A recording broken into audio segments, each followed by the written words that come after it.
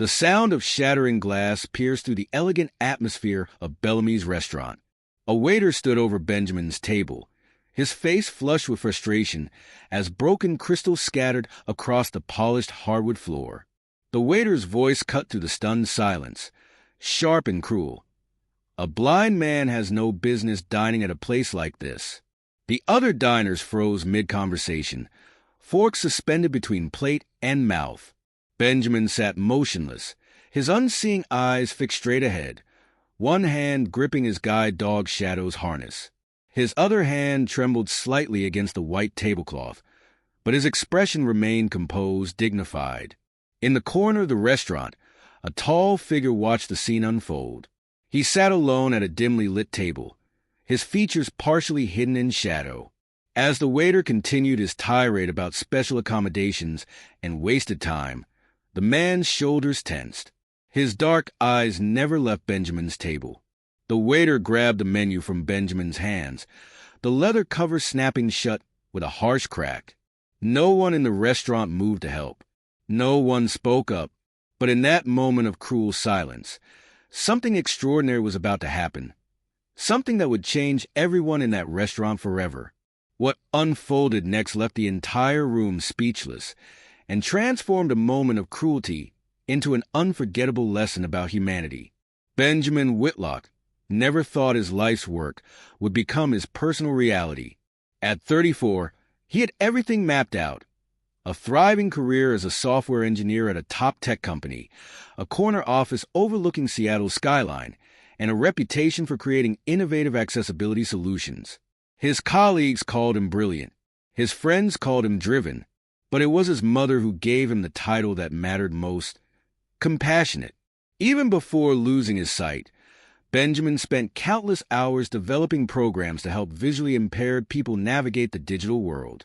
His interest sparked from childhood memories of his grandmother struggling with deteriorating vision, trying to read her beloved romance novels through ever thicker glasses.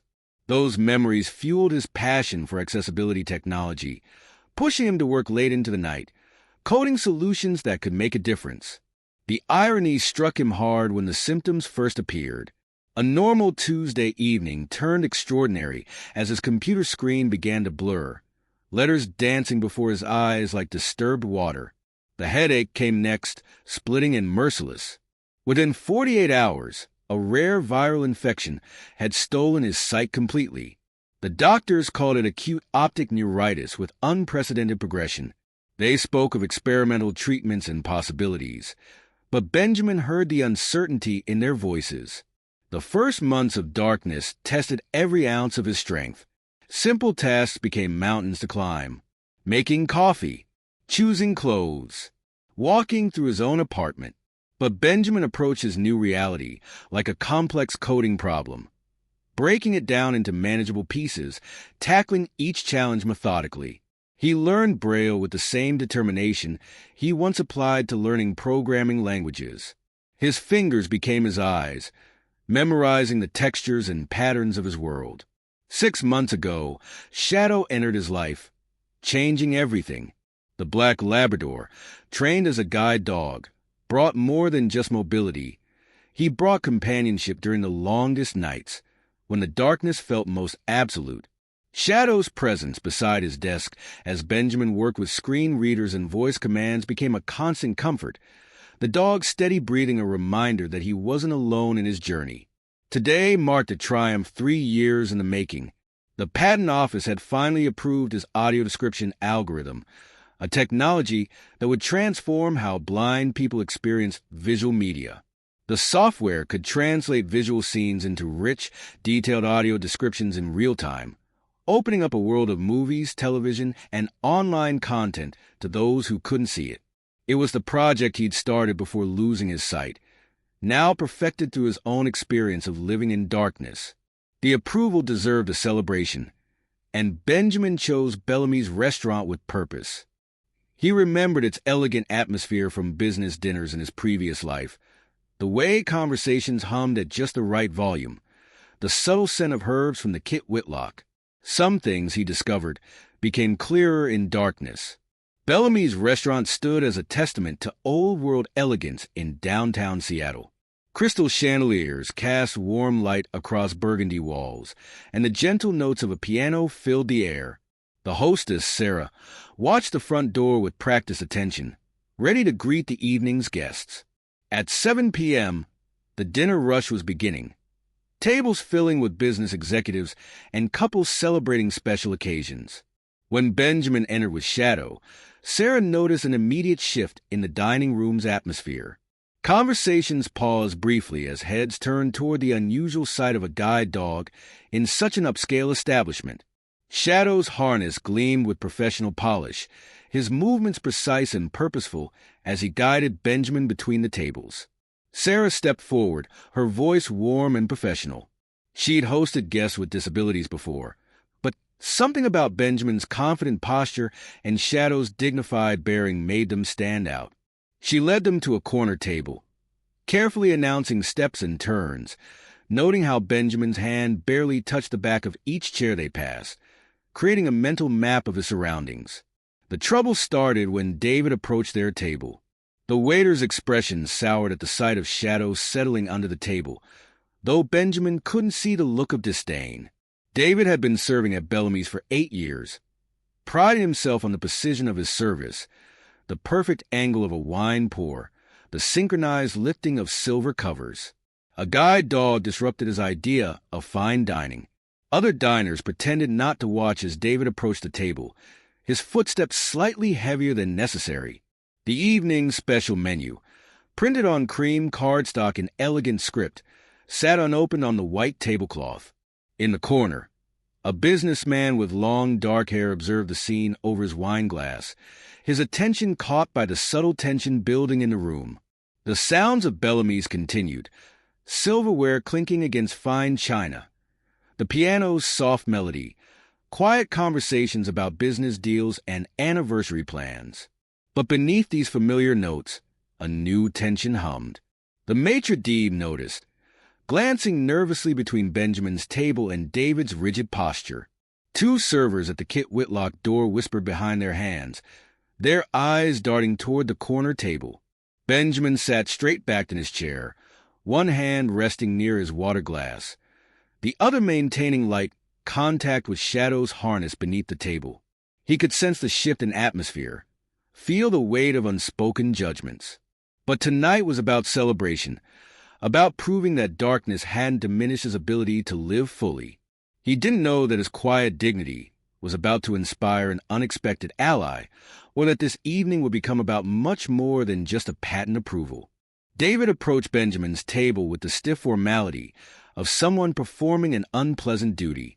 His polished shoes clicked against the hardwood floor, each step deliberate and sharp. The evening's special menu remained untouched on the crisp white tablecloth, its gold-embossed lettering catching the light from overhead chandeliers. The first signs of trouble surfaced when David spoke, his voice carrying a barely concealed note of irritation. He rattled off the evening specials at double his usual speed, running words together as if hoping to finish this interaction as quickly as possible. Benjamin listened intently, his fingers resting lightly on the menu's edge, waiting for a pause to make his request. When Benjamin asked if someone could read the full menu to him, David's exhale was audible across the neighboring tables. A couple dining nearby exchanged uncomfortable glances. Shadow, sensing the rising tension, shifted closer to Benjamin's feet, his protective instincts awakening. David's response came through clenched teeth. He explained that the restaurant was busy and he didn't have time to read entire menus to guests. Perhaps, he suggested with thinly veiled condescension, Benjamin should have brought someone to help him. The words hung in the air like frost, causing several nearby diners to lower their eyes to their plates. Benjamin maintained his composure, his voice steady as he explained that he dined at fine restaurants before and usually received assistance with the menu. His fingers moved across the embossed restaurant logo, a subtle reminder of his capability to navigate his world through touch. Shadow's tail thumped once against the floor, a quiet show of support. The situation escalated when David stepped away, muttering just loud enough to be heard about special accommodations and unreasonable requests. He stopped at a nearby service station, making a show of rearranging wine glasses while shooting pointed looks at Benjamin's table. Other servers began to notice, their movements around the dining room becoming hesitant, uncertain. A young couple at the next table whispered between themselves. The woman, half rising as if to offer help before her companion, gently pulled her back down. The piano music continued its elegant flow, now an incongruous backdrop to the growing tension. In the corner, the long-haired man set down his wine glass, his attention fully focused on the unfolding scene. When David returned to the table, his patience had visibly thinned. He suggested that perhaps Benjamin would be more comfortable at a different establishment, one more suited to his needs. The suggestion carried a sharp edge, cutting through the restaurant's refined atmosphere. Shadow's ears flattened slightly, picking up on the hostility in the waiter's tone. Benjamin's fingers tightened almost imperceptibly on the menu's edge, but his voice remained calm. He reminded David that he was a paying customer, simply requesting a standard accommodation. The dignity in his response made David's behavior seem even more petty, causing a few nearby diners to shift uncomfortably in their seats. The maitre d' noticed the tension but hesitated by the host station, straightening already perfect place settings. Other staff members busied themselves with unnecessary tasks, everyone aware of the situation, but nobody willing to intervene. The restaurant's usual smooth operation had developed a visible crack, spreading outward from Benjamin's corner table. A senior couple across the room watched with growing concern, the elderly woman's hand pressed against her heart. They'd been coming to Bellamy's for 20 years and had never witnessed such treatment of a guest. The husband made eye contact with David, trying to convey disapproval, but the waiter deliberately looked away. The tension reached a new height when David returned with water, setting the glass down with enough force to splash drops onto the tablecloth. He announced that if Benjamin couldn't order without special assistance, perhaps he should leave. His voice carried across the now quieter dining room, causing several guests to stop mid-conversation. Shadow stood up under the table, his training warring with protective instincts. Benjamin placed a calming hand on his guide dog's head, his years of dealing with prejudice evident in his measured response. He asked to speak with a manager, his request reasonable but firm. David's laugh in response was sharp and dismissive. The long-haired man in the corner had stopped pretending to eat, his fork resting silently against fine china. His dark eyes tracked every movement of the scene, noting the ripple of discomfort spreading through the dining room. Other guests tried to continue their meals, but the tension had become a tangible presence, as real as the crystal chandeliers overhead. David's frustration finally boiled over in a burst of theatrical outrage. He snatched the menu from Benjamin's hands, the leather cover making a sharp crack that caused nearby diners to jump. Shadow rose to his feet under the table, a low rumble building in his throat. The waiter's voice rose above the piano music, cutting through the restaurant's carefully cultivated atmosphere. "This is getting ridiculous," David announced, loud enough for the entire dining room to hear. "We're not equipped to handle these kinds of special needs. This isn't some charity cafeteria. It's a fine dining establishment." His words echoed off the burgundy walls, bouncing between crystal chandeliers and creating ripples of uncomfortable silence. The restaurant manager, Mr. Patterson, emerged from his office, drawn by the commotion. He hovered uncertainly at the edge of the dining room, straightening his tie and assessing the situation with nervous glances. The other servers had stopped their duties, forming small clusters near the Kit Whitlock doors, whispering among themselves. Benjamin sat perfectly still, his unseeing eyes fixed straight ahead, years of practice helping him maintain composure. But his hands, resting on the tablecloth, betrayed a slight tremor. Shadow pressed against his leg, offering silent support, his training battling with the instinct to protect his partner from the verbal assault. "Do you have any idea how much time you're wasting?" David continued, his voice dripping with sarcasm. "Other guests are waiting while you sit here, demanding special treatment. Did you think about that before coming here?" He gestured dramatically at the surrounding tables, as if seeking support from other diners. Instead, his outburst created waves of visible discomfort. A businessman 2 tables over set down his fork, his face reddening with suppressed anger. The elderly couple by the window whispered urgently to each other, the woman dabbing at her eyes with a napkin. Even the piano player faltered, missing a note in the soft background melody. Mr. Patterson finally stepped forward, but his intervention was weak, his voice uncertain. "David, perhaps we should." He trailed off as David turned to him, armed with years of seniority and a sharp tongue. "Perhaps we should what?" David challenged. "Spend an hour reading the menu? Rearrange the entire dining room? Where does it end?" He threw his hands up in exasperation, his server's towel falling unnoticed to the floor. "This isn't what I signed up for." Benjamin's voice, when it came, was steady and dignified. "I understand this might be uncomfortable for you," he said, each word measured and calm. "But your discomfort doesn't justify discrimination." The simple truth in his statement hung in the air, making David's behavior seem even more outrageous. The waiter's laugh was harsh and brittle. "Discrimination? This is about practicality. We can't cater to every person who walks in here with special demands. What's next? Should we learn sign language? Hire interpreters?" His voice rose higher with each question, taking on a hysterical edge. In the corner, the long-haired man set down his wine glass with deliberate care. His movements were controlled, but tension radiated from his shoulders. Other diners watched him from the corners of their eyes, sensing a shift in the atmosphere. Shadow stood up fully now, his training warring with protective instincts. The dog's movement caught David's attention, triggering another outburst. "And the dog! This isn't a pet-friendly restaurant. Do you know how many health codes this violates?" "He's a service animal," Benjamin explained quietly. "He's legally permitted to be here." His hand found Shadow's head, both giving and receiving comfort through the contact. Service animal, therapy pet, emotional support. Everyone has an excuse these days. David's voice cracked with frustration. He turned to the other diners, seeking validation. "Isn't anyone else concerned about this?" A dog in a fine dining establishment. The silence that greeted his question was deafening. Couples avoided eye contact, suddenly fascinated by their plates. The maitre d' studied her reservation book with intense concentration.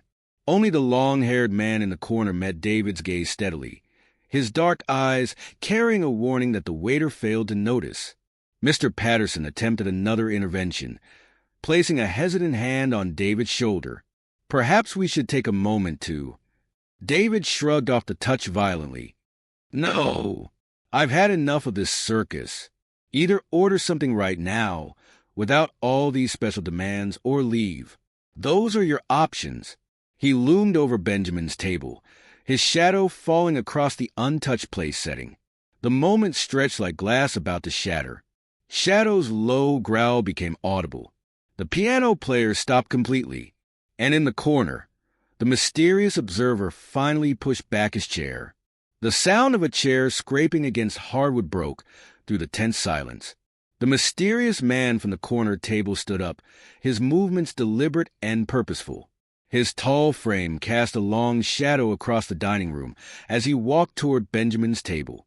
Other diners held their breath, sensing a shift in the atmosphere. David didn't notice the approaching figure, too caught up in his tirade. "If you can't handle a normal dining experience, you shouldn't be here at all," he spat, gesturing wildly at Benjamin. "This isn't some school field trip about inclusion." A calm, deep voice cut through David's rant. "Actually, it seems this is exactly about inclusion." The words carried a quiet authority that commanded attention. David spun around, coming face to face with Keanu Reeves. Recognition flickered across the waiter's features, followed quickly by uncertainty. Keanu positioned himself beside Benjamin's table, his presence creating a protective barrier between the blind man and the agitated waiter. Shadow's growl subsided as he sensed a shift in energy. The restaurant had fallen completely silent. Even the Kit Whitlock staff had emerged to watch the scene unfold. "I've been sitting over there," Keanu continued, his voice steady but intense, watching you systematically strip this man of his dignity. Each time he responded with patience, you came back with more cruelty. He gestured toward Benjamin, who sat listening intently, his expression a mix of surprise and gratitude. David stammered, his earlier bravado crumbling. Mr. Reeves, you don't understand. The demands he's making. Keanu raised a hand, silencing the waiter mid-sentence. The simple gesture carried more authority than Mr. Patterson's earlier attempts at intervention. The demands? Keanu's question hung in the air. You mean asking for the menu to be read? The same menu you recite to other guests when describing daily specials? He picked up the menu David had snatched away, opening it with careful deliberation. Would you like to hear it now? I'd be happy to read every item, every description, every price. The offer carried a weight that made David step back. Other servers watched their colleagues' confidence deflate, some looking ashamed of their own silent complicity. Mr. Patterson moved forward, finally finding his voice, but Keanu wasn't finished. Your job, he continued, addressing not just David but the entire restaurant staff, is to serve. Not to judge who deserves service. Not to decide whose presence is worthy of your time. His words resonated through the dining room, causing several staff members to lower their heads. Keanu turned to Benjamin, his tone softening. Sir, I apologize for not speaking up sooner. I watched the situation escalate, hoping someone from the restaurant would do the right thing. He paused, making eye contact with Mr. Patterson. I was wrong to wait. Benjamin nodded, his composure unchanged. Thank you, he said simply, his quiet dignity a stark contrast to David's earlier behavior. Shadow had relaxed beside him, sensing the shift in atmosphere. David tried one last time to defend himself. The dog, health codes. Keanu's response was immediate and firm. That service dog is more well-behaved than some of the staff here tonight. He's also legally protected, as you've been told repeatedly. Mr. Patterson finally stepped forward, his face flushed with embarrassment. Mr. Reeves is absolutely right. David, please leave the floor immediately. We'll discuss this in my office. The waiter opened his mouth to protest, but a look from Keanu silenced him.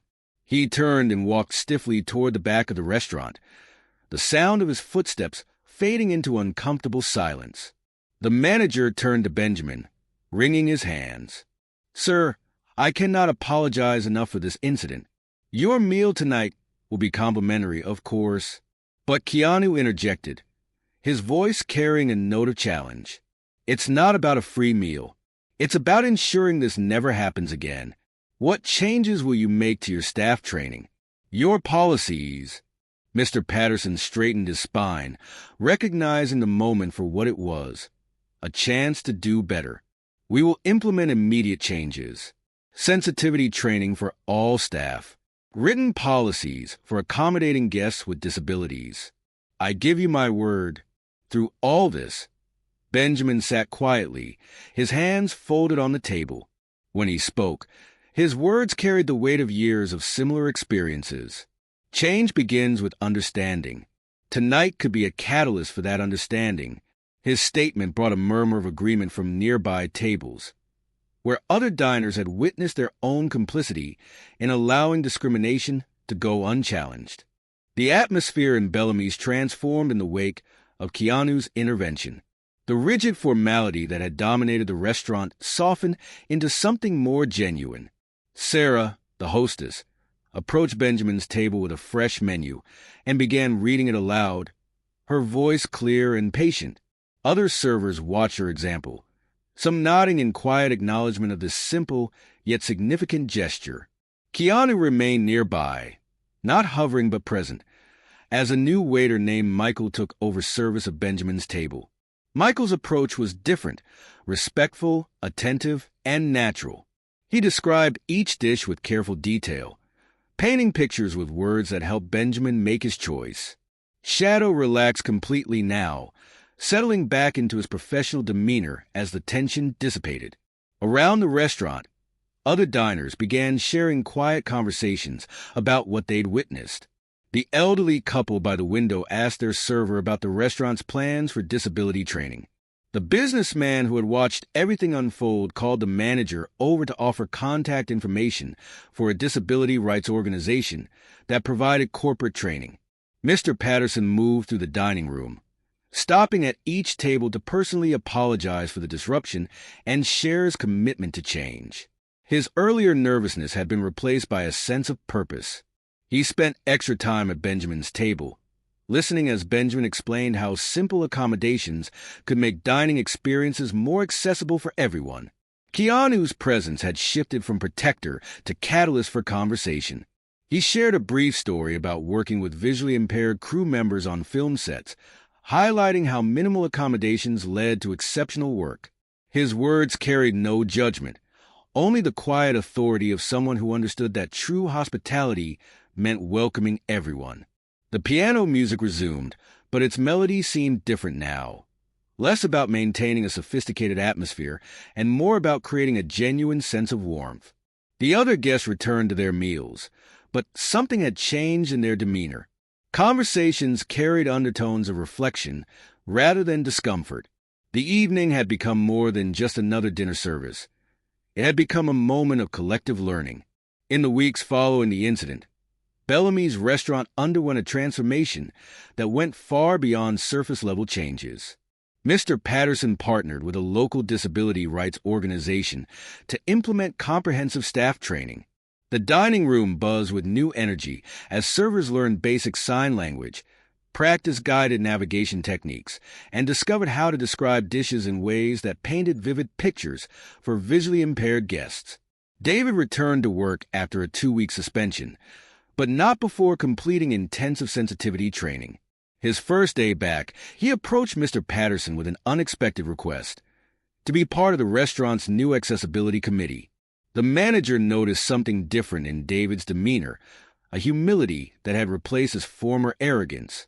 The incident with Benjamin and Keanu's intervention had cracked open a door to understanding that David now chose to walk through.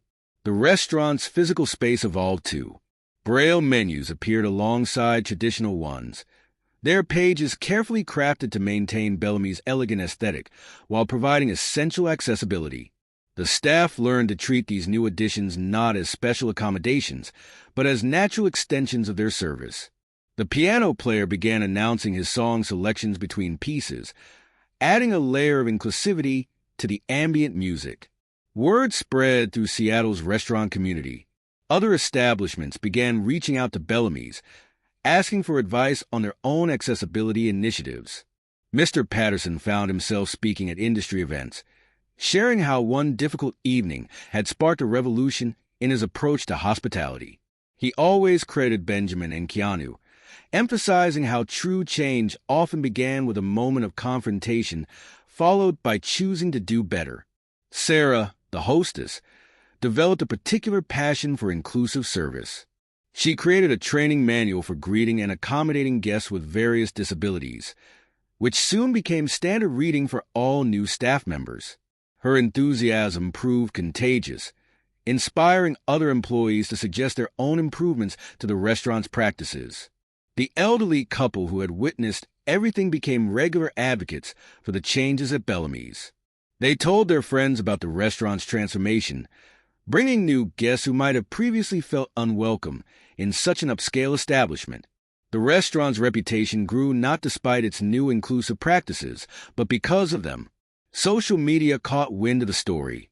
A guest video of Keanu's intervention went viral, but Bellamy's received attention for its response to the incident rather than the conflict itself. Food critics began noting the restaurant's commitment to accessibility in their reviews, setting a new standard for what hospitality could mean in the modern era. 3 months after the incident, Mr. Patterson installed a small plaque near the entrance. It read simply, "Everyone's presence enriches our table." The word served as a daily reminder to staff and guests alike that true excellence in dining came not just from the food, but from creating an environment where every person felt valued. When asked about the plaque, servers would smile and share the story of how one evening changed everything, not just for Bellamy's, but for their own understanding of what it meant to serve others. 1 month later, Benjamin returned to Bellamy's. Shadow guided him confidently through the entrance, where Sarah greeted them by name. The restaurant's atmosphere felt different, not just in policy or procedure, but in spirit. The same crystal chandeliers sparkled overhead, but their light seemed to illuminate a space transformed by understanding. David, who had specifically requested to be Benjamin's server, approached the table with a braille menu. His hands trembled slightly as he placed it down, emotion catching in his throat as he spoke. "Welcome back, sir. I've been hoping you'd return." The words carried the weight of genuine remorse and personal growth.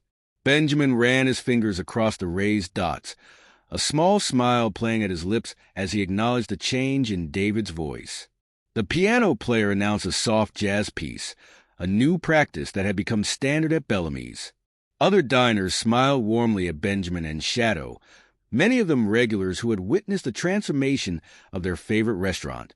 A young couple at a nearby table whispered to their server about the braille menu, curiosity and approval evident in their voices.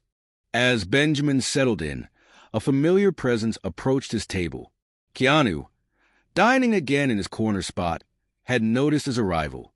"Good to see you back here," he said softly, pulling up a chair at Benjamin's invitation. Shadow's tail thumped gently against the floor in recognition. They talked quietly about the changes at Bellamy's, about the ripple effects through Seattle's restaurant scene, and about the power of standing up for what's right. Their conversation was interrupted by Mr. Patterson, who approached with a tablet displaying the restaurant's new website, complete with accessibility features Benjamin had helped design. As the evening drew to a close, Benjamin raised his water glass in a small toast. "To seeing change happen," he said, his words carrying multiple meanings. Keanu touched his glass to Benjamin's, adding quietly, "And to those who help us see it." David, who had provided impeccable service throughout the evening, brought Benjamin's coat. His final words of the evening came naturally. "Thank you for teaching me to be better." Benjamin stood, Shadow rising smoothly beside him. He adjusted his coat and turned to David with a warm smile. "Thank you for learning." As Benjamin and Shadow made their way toward the exit, the restaurant hummed with the sound of genuine hospitality, not the artificial kind that comes from training manuals, but the authentic warmth that grows from understanding. The plaque by the door caught the evening light as they passed. "Everyone's presence enriches our table." Shadow's harness jingled softly as they stepped into the cool Seattle night, leaving behind a place forever changed by courage, compassion, and the choice to do better.